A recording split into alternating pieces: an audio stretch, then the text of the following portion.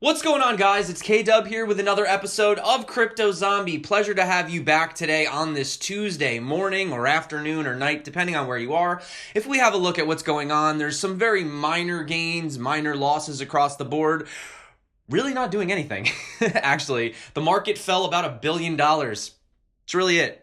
So Bitcoin's the same, dominance is virtually the same. If we look at the biggest gainers of the day, we have Cortex, followed by NEM, Funfair, Bytecoin, Zilliqa, Elf, Wax, Loopring, Bytem, Wanchain, and Golem. So obviously not too much happening over here on the chart, so we have nothing to talk about with price today. Let's talk about what is happening, or at least what did happen yesterday, and that was Bill Clinton's speech over at the SWELL conference by Ripple. So you can have a look at this article by CoinDesk. I wanted to just kind of highlight some key points here. So it says that he touched on a wide range of topics like cybersecurity challenges.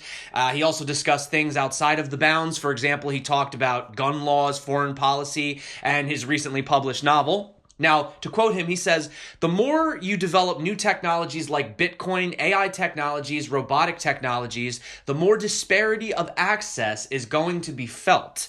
Now, this is a key point to think about. He also acknowledged the sentiment that new technologies can be abused, hinting at the concerns that cryptocurrencies can be used by terrorists or other criminals to launder money. We've heard this before. Referring to similar concerns over technologies like, for example, GPS, he says there needs to be an intelligent effort to identify the downsides and that you can't apply an old regulatory regimen to a new technology. You end up killing the goose that laid the golden egg, he said. So on the topic of blockchain itself, Bill Clinton remarked that this whole blockchain deal has the potential. It does only because it is applicable across national borders. He also said that the permutations and possibilities are staggeringly great, but we could ruin it all by negatively identity politics and economic and social policy. Yeah. So, I mean, I'd like to see a video if anybody has a video of the conference, but it sounds like he's pretty for distributed ledger technology. I mean, yes, it's the Ripple conference. I know people have their opinions on it, but honestly, at this point, if they're getting it out to the masses and they're getting people interested and people are using crypto, I mean, here's another thing too. I just wanted to point out, it says Ripple highlights record year and they say that xRapid is now commercially available. That was my biggest complaint. Was what's the purpose of the XRP token? It was just purely speculative at the time. Now that they're actually going to be using it, different story. So it says Ripple has 3 clients that are putting the xRapid into full commercial use. So you have Mexico-based Colix and London-based Mercury FX, which are remittance companies, and Catalyst Corporate Federal Credit Union, which represents over 1,400 member credit unions, have all begun commercial implementation of xRapid. So they offer 2 features, xCurrent, xRapid. I'm going to break it down real quick for you guys if you don't know. The xCurrent software is real-time messaging between 2 banks for a range of settlement scenarios. It is a competitor to SWIFT, the outdated messaging system that most banks still use today, where payments can often take days to settle as messages go back and forth. I'm sure you've dealt with this. I certainly can't stand it. It's aggravating, on top of the fact that, even just from a practical standpoint, let's not even just talk about sending money back and forth. Like getting to a bank, trying to go to a bank, it's ridiculous. And even now they have those little apps where you can take pictures of your checks. That's even a hassle too sometimes. Like sometimes the banks don't approve them or there's an issue, you got to come in anyway. It's a pain in the ass, okay? It just is. So the next thing is the xRapid, which is built on top of the xCurrent. It's designed for for remittance companies to address a specific issue: dormant pools of unused cash that sit in various countries where companies need to send money and convert it to local fiat currency. So essentially, when you use xRapid, you take your dollars, you transfer them, convert them into XRP, you send that XRP virtually instantly to where it has to go, and then you instantly convert it to, let's say, pesos, for example, if that's what you're trying to do, right? So now that they're actually utilizing the XRP token, that's actually going to give value to the tokens themselves. Now, I don't know, speculative, are the prices going to go up? Are the prices going to go down? I would assume over time they would probably go up, especially if the overall market cap goes up as well. But like I said, that's very speculative at the moment. I'm just happy to actually see that they're really utilizing the xRapid technology. That was, for the longest time, my biggest complaint, outside of people arguing about centralization and all that. But really, that was the biggest complaint. So moving on, let's talk about Shapeshift. So you have Eric Voorhees coming out saying that the Wall Street Journal had a very deceptive view on Shapeshift, basically saying that because people can just go to Shapeshift and instantly convert to other things, this is a playground for money laundering, and they almost basically accuse them of doing that as well. So he basically said that it was ridiculous. He came out, he spoke out against it. So you have this article that was published last Friday, and it follows an investigation by the Wall Street Journal. The authors concluded that around 88 million was laundered through 46 different exchanges over 2 years, with 9 million going through Shapeshift in that period. This was the largest sum sent through any US-based exchange. So Eric Voorhees wrote in response to this, even if it was true that $9 million was laundered through Shapeshift, it would represent only 0.15% of the exchange's volume. Moreover, the exchange has a strong record of complying with law enforcement requests, providing valuable assistance in over 30 investigations in 13 different countries all over the world. In fact, one of the biggest complaints that people had recently was how Shapeshift is actually looking to change its Know Your Customer rules, basically giving away even more information to be more transparent and more compliant. So some people were aggravated about that happening, and this is like the complete opposite side of the coin. So he goes on to say that we don't touch fiat currency, so users cannot swap their dollars, euros, or yen or whatever for Bitcoin, Ethereum, Dogecoin, whatever. Not a single dollar, euro, or yen has ever been laundered through Shapeshift. It literally can't be done. So Voorhees goes on and he claims that some fundamental misunderstandings of how wallet addresses work may have resulted in some of the journal's conclusions. He cited one example saying that the funds from a suspicious transaction were sent to an exchange, which later sent the funds to Shapeshift. Because Shapeshift just happens to be a customer of the same exchange, 10 months later in a completely unrelated transaction, the exchange sent funds to Shapeshift. The author didn't understand how to properly read blockchain transactions, so they just assumed that there was a $70,000 dirty money transfer sent to Shapeshift, right? So that's another thing too. We've seen instances with people, now this is a little off topic, but I do want to bring this up. We've seen some people get into some situations where you'll have some dirty Bitcoin kind of pass through. And that's the thing. You know, when it comes to Bitcoin, there's only so much in circulation. They're not printing new Bitcoin every single day like they are with dollars. So you can actually trace that Bitcoin back. And maybe at some point that Bitcoin passed through the Silk Road or passed through some sort of, money laundering dirty deal, right? And then that Bitcoin ends up in your hands. That doesn't make you necessarily a part of the crime, You know what I'm saying? It's like if somebody was to do a deal with a briefcase full of dollars and then those dollars went into a bank and then I went to the bank, took the money out and then bought groceries with it. Like, am I a criminal? Just kind of had to, just saying that out loud. I mean, you got to be more realistic about it. So, long story short, finally in conclusion, he says every transaction through the exchange is published online despite the user privacy protections that it has maintained to date. He says that the journal relied on this information to conduct its investigation, adding that perhaps irony is lost on the Wall Street Journal, but the Wall Street Journal would have been unable to do this kind of investigation with any other crypto exchange because they aren't transparent in this way. Okay. That's enough today. The thing, let's just end on this. Anthony Pompliano, he puts this out. He says, reminder, a single bank location at one bank laundered more money than the entire market cap of cryptocurrencies. So you have the crypto market cap, roughly around 225 billion, a little lower by today's standards. And then you have the Danske Bank laundering 235 billion. He says, long Bitcoin, short the bankers. Moving on, this was some controversy that we had going on yesterday. So Huobi has responded to its accusation that it has colluded with EOS on mutual voting practices. If you guys are interested in what I'm talking about, refer to yesterday's news video.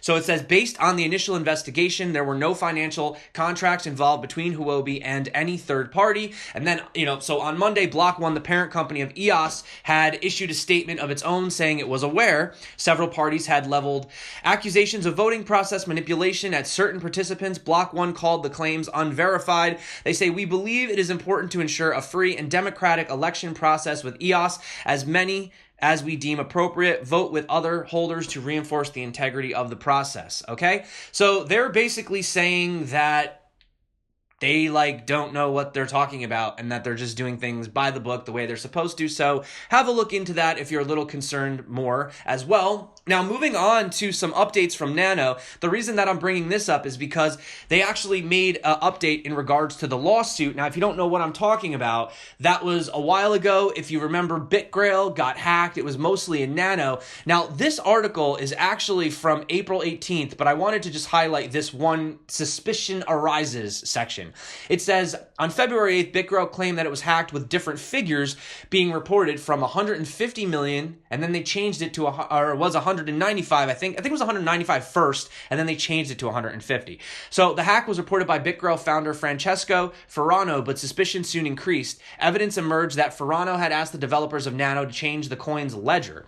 This, of course, raised many eyebrows, as the immutability of transaction records is one of the core features of cryptocurrencies and should not be possible. So it was quite a fiasco. They tried opening up again. They instantly got shut down. So basically today, NANO comes out and says that we are pleased to announce that the legal complaint against members of the NANO Foundation has been withdrawn by the plaintiff due to a determination that the case lacked merit. The NANO Foundation maintains its support for the BitGrail victims in pursuit of their claims in the existing bankruptcy proceeding in Italy. The foundation looks forward to continuing to work alongside the NANO community toward the goal of making NANO a universally accepted global currency. Also to note, version 16.1 is released, but I think the thing is that they definitely feel for the people that were hacked. However, for the most part, I think we're all on the same page here that it was not NANO's fault. It was definitely BitGrail's fault. So that's that. So sorry to everybody that lost the money. NANO is basically saying that they feel for you and, they're still here trying to support those people that lost it. So also, let's talk real quick about Skynet controversy. So basically, in a nutshell, the reason I'm bringing this up is because the last time that I brought this up, Skynet, which is the app that's being on it's going on Tezos, that was confused with another Skynet that's also coming out as well. So it looks like there was some controversy and people were basically complaining, saying that, first of all, they got confused. They didn't know the difference between the two blockchains. So they basically reached out and said, hey, can you guys change your name? This is a little confusing. So finally, Skynet number 2 says, we listened to the community and came to a conclusion to rebrand our project. We would like the community to help us rename the project. Any suggestions are welcome. We will be releasing an article in the near future clarifying the situation. For now, the project remains titled as Skynet World. So this is Skynet World, and this is Skynet Open Network. So please don't get these two confused like I did upon first reading. I thought they just did a whole brand thing, but, maybe two companies can exist, right? No big deal for, two different entities to have the same name, right? Pretty common. So anyway, moving on to some quick coin news as well. We have Icon Council Chair KJ was invited to be the president of the ICO committee of the Korea Blockchain Association. Korea Blockchain Association is led by former Minister of Information and Communications and president of Samsung. So if you're interested, you can come over here and check this out, although it does look like it's in a different language and you're going to have to translate, which thankfully we have that kind of technology. So here's the actual article itself. If you guys want, I will drop that below as well. Also wanted to talk about StellarX. I got beat to the punch, guys. I got beat to the punch. I was going to do a StellarX video, how to use Stellar, but man, if somebody else comes out with it before me, let's just go with that one. Unless it's not a good article, right? So you do have How to Use StellarX, a beginner's guide coming over here from Invest in Blockchain. This is a very nice written version. And I also want to give a shout out to the Crypto Stash. I had an opportunity to actually meet him on Naomi Brockwell's game show. It was really fun. He beat me by 1 point. Stupidly, I answered a question wrong, and it's kind of like SATs where if you answer the question wrong, you lose a point. So Stash, if you're watching, I should have just kept my mouth shut and we could have went into, sudden death, but what are we going to do? Anyway, I just want to give a shout out. He actually did a StellarX marketplace tutorial. Check it out. Was pretty good. And also just check Stash out. He's a cool guy in general. I got to get him on the channel. So definitely if you're interested, check that out. I also wanted to do Everest version 1.0 public release is updated. So obviously you could see what are some of the key things they have here. So they have the first blockchain to support multi-version concurrency control, or MVCC, in storage layer, redesigned virtual machine that resolves many digital issues in the Ethereum virtual machine and in EOS as well, supports smart contract programming with JavaScript, and it says that they also support smart contract domain name system, DNS, and flexible access control, etc. One of the things right here that I really like is the smart contract can be upgraded. That's something that you've seen with projects like Nebulous do as well. I think we need that moving forward. You can't just have one smart contract that never changes over time.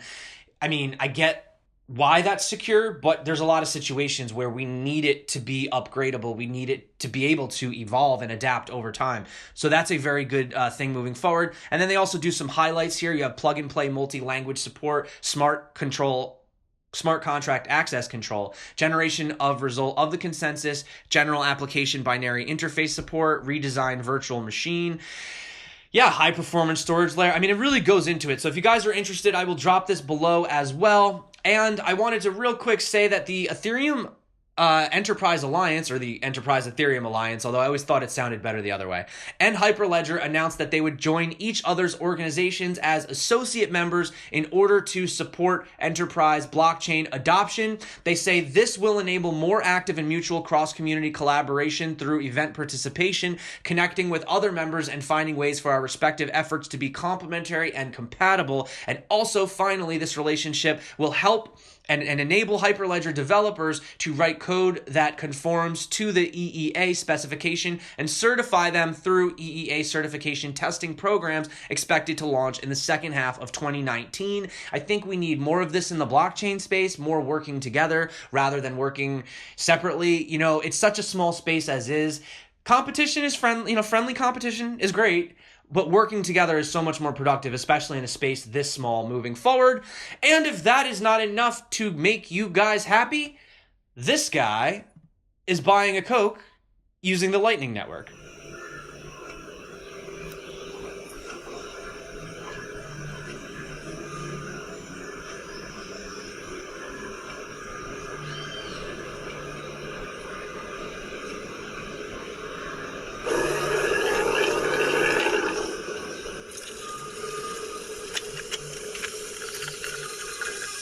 That being said, that's basically it for the video today, guys. I want to say thank you so much for joining me again on this Tuesday afternoon. I really appreciate everyone that keeps coming back to the channel, everyone that's been liking, subscribing, and commenting. Once again, guys, if you haven't signed up for the Blockchain Brief newsletter with me and a bunch of other crypto influencers, content creators, VCs, engineers, we have researchers, all different kinds of stuff, definitely get involved with that. And that being said, I wanted to say thank you so much. You're awesome. You guys are great. Everyone that's been liking, subscribing, and commenting.